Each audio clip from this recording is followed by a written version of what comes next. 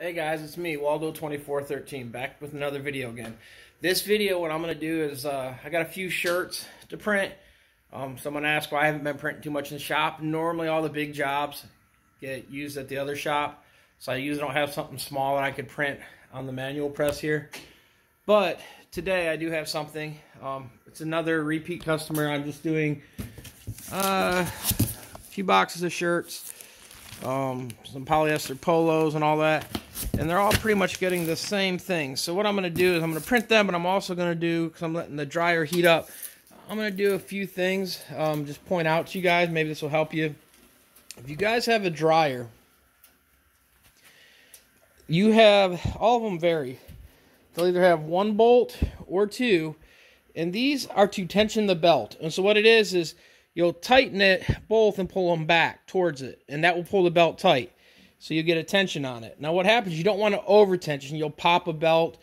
You can do a lot of damage. You want it snug so it's going to pull through, but it's not like a thing where you crank them so you got massive tension. Now what you do though, to adjust tracking, which a lot of people I have seen where they don't know how to track them or anything, or they've never heard of tracking, this is a way to track a belt. So what happens, as you can see, the belt is a little bit more on this side than that side. So now I've already adjusted it. So what happens, if I want to move the belt over there, I tighten this side, which will pull it more, which will slide it over. Or I could loosen the other side, which would do the same thing. By loosening the other side, it loosens the tension and then would let it drift down that way also. My belt, I've got it tensioned fairly well. I'm kind of happy with the gap that's on there. But what I normally do is, it seems like about once a month I have to turn this one in or turn it out, and it doesn't move instantly. You can turn the belt speed up to make it track over really quick. But normally what I do is I just watch it as I'm running. So what I did is I turned it a few minutes ago, just a quarter turn to track to push it over a little bit more. And then if it starts going too far, then I'll turn it quarter turn the other way and kind of bring it back. And normally it's about once a month that I have to do that. So that's a quick little thing. This dryer is super old. It works, so no need to really change it out. But what I'm doing, like I said, I'm getting ready to do the job. So I had to adjust the tracking on it a little bit. So it was something that I figured I would more or less bring you guys along for and explain how tracking works on belts. But what I'm getting ready to do, like I said, I'm just doing one of a quick touch-up job. The other thing, too, is always check your temps to make sure you have it up to the right heat. This job will go really, really quick. It's a one-color job, but you always want to make sure you're not burning things. The best way is a donut probe, but you can also just use your temp gun. And like I said, when the object comes through, because see, as you see, you will get variance depending where you're probing inside the chamber. But technically, it should all be fairly close, but like I said, you normally, when an object comes through, you want to probe it, make sure you're getting up to the temp where the curing temp. All inks vary. Some is going to say 320, some is going to say 270, 280. Everything will vary. The reason you see steam coming out right now is the shop is really cold out here. And with it being cold, you're getting steam. But like I said, we're getting in the threes. Like I said, if I probe deeper in there where it's hitting, get a little bit higher. So for the ink I'm using, that temp's fine. I'm also going to be running polyester shirts through also.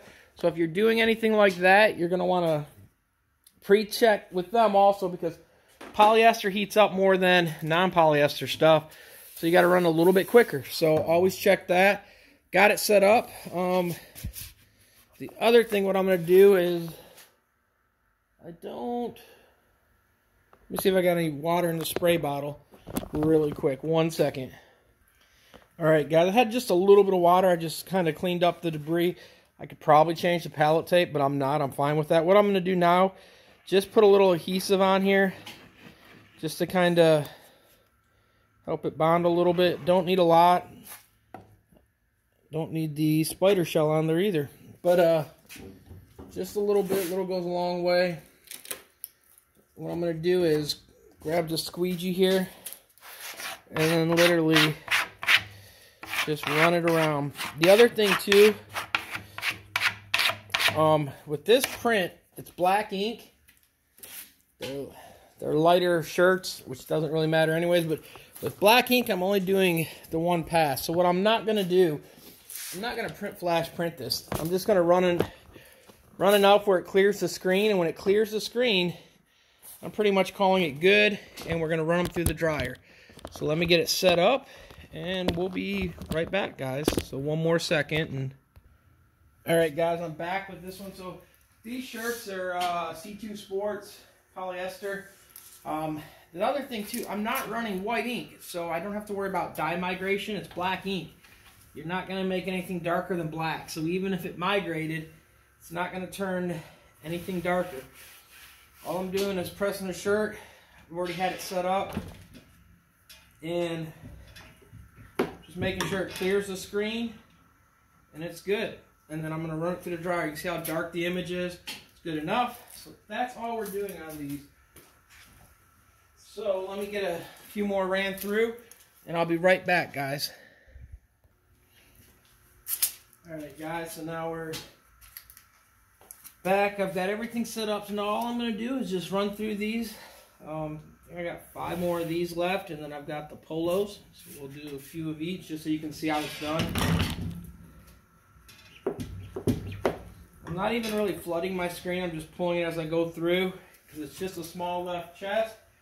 Doesn't need a lot of ink on it because it's going to go through. It's polyester. This stuff works good. It's black ink. There's no need to flash print or anything like that. This order, guys, is one that we do all the time for them. The other thing, always check your hands if you're worried. It's cold out here right now, so my hands are feeling that cold metal on the squeegee. And sometimes when I do that, I feel like I've got ink on it. It's not, but always check because you don't want to get ink on the stuff and have to use a spot gun remover. But I did a video on that if you haven't seen, and showed you how to use a spot gun remover.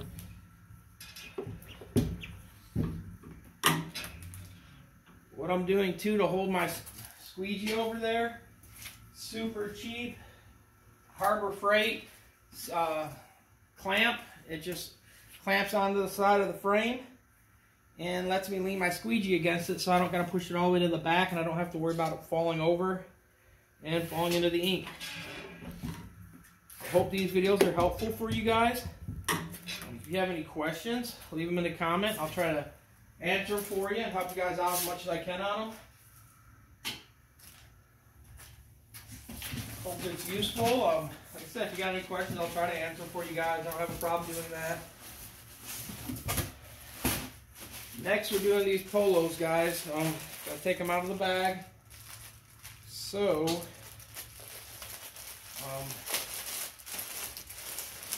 kind of me fiddling around with them as I'm doing this. They got paper in between them. So I'm going to do, normally what I would do is actually get them all undone and pulled up, but I'm just going to do it kind of really quick just so you guys can see how it's done.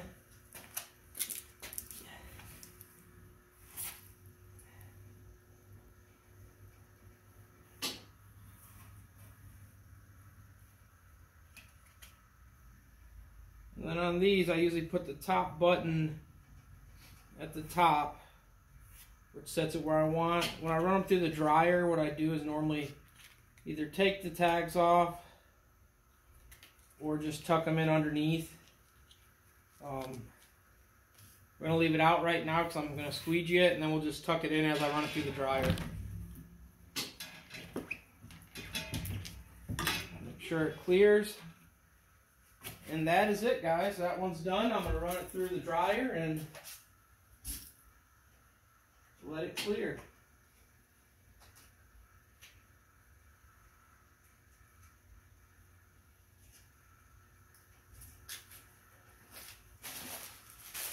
Do 1 or 2 more, guys, and then I'll pick up right after we do some other stuff, just so you don't have to see me open these all up and go through it. But hope you guys are enjoying the screen printing videos. Hope you guys are learning. Hope the sublimation stuff's helping you guys. This is just another element of the printing process stuff that can help make you guys money, is screen printing also. So if you just got into sublimation, you're looking for something else, screen printing does really good. This job here, is really profitable. We're making $10 for every polo in profit on this job. And you have set up screens and ink. We keep the same screens on this whole job. It's not too bad. But there's really good money in it, guys. It's just like sublimation. There's money in all of it. You just got to find your customers. Keep sticking with what you're doing. And you'll make money at it, guys. Like I said, if you don't have a screen print, you can always sub it out. You can always learn. Someone asked this before on some of these, because I've seen some of these shirts here. Could I sublimate them? Yes. The reason I don't is we already have it set up to screen print, and it's super quick and simple, and it's really easy. And it's not costing me nothing else because we already have the screen set up. So this is a repeat customer, like I said before. And so they buy all the time from us, so we don't really have to worry about not needing the screen. We use it about once a month, twice a month. So we keep the screen. When it starts deteriorating, we will make another screen.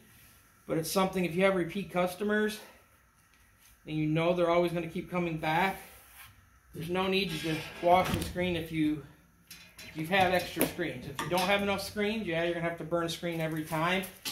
And you might have to change your cost structure so that you're profitable every time you're running them through, so that you're not having to reburn a screen.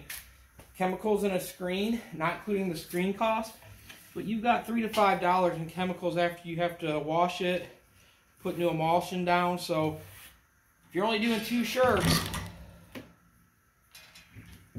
that's $2.50 a shirt that you've got in chemicals. So not including ink or anything else. So sometimes you have to factor that in, guys. That's something else to look at. This is the last one right here. And I'm just going to unload them and put them back in the bag for them, in the box. And it's good to go. We had a few other shirts on this order. We ran most of them. Wasn't nothing big. But that was pretty much it right here. Actually, I do have a few more. We got actually these blue polo ones. So we'll run them too real quick, guys.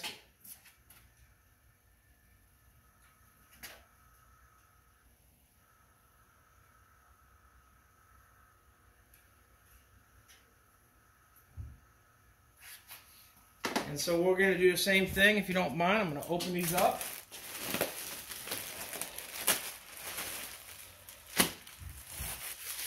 If you guys got any suggestions of stuff you'd like to see, let me know too, and we'll try to get around to making it, putting in some of the videos. Try to help you out if you want to learn something that you haven't seen. I'll try to make a video on it for you guys. The video's a little bit long, just because I'm running and I'm not time-lapsing out of this.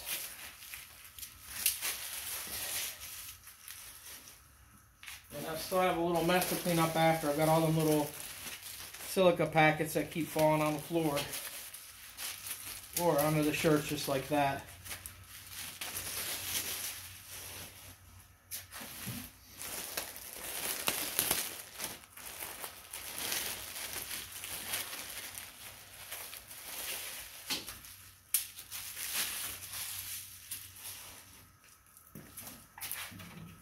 And these are going black ink also. It's kind of what we always do with them. That's what they requested, so we don't have to do a color change out or anything. We just run them like they are. So it kind of makes it nice. They do have some other shirts that we run that don't get black.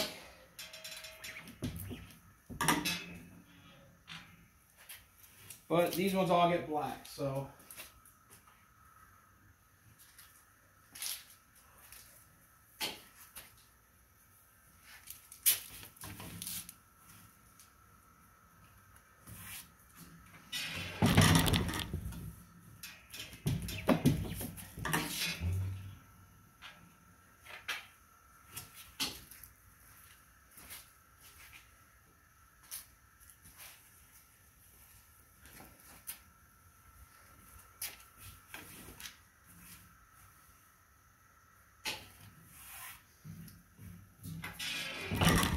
what I'll try to do too is, after the last video, I know I had some people ask about some of the transfers again.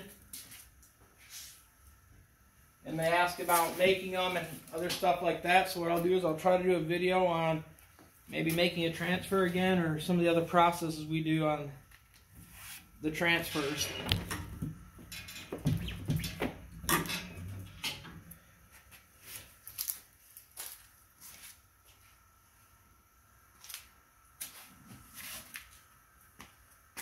And this is the last one, guys. So this order is done now. We got the other ones we already ran through. And I hope this helped everyone. Hope someone learned. If you don't mind, if you're not already subscribed, hit the subscribe button. If you're already subscribed, please hit the bell to be notified on anytime I make a video. And if you don't mind, give this video a thumbs up and leave questions or comments below. My name's Waldo. I'm out. Thanks, guys. Peace.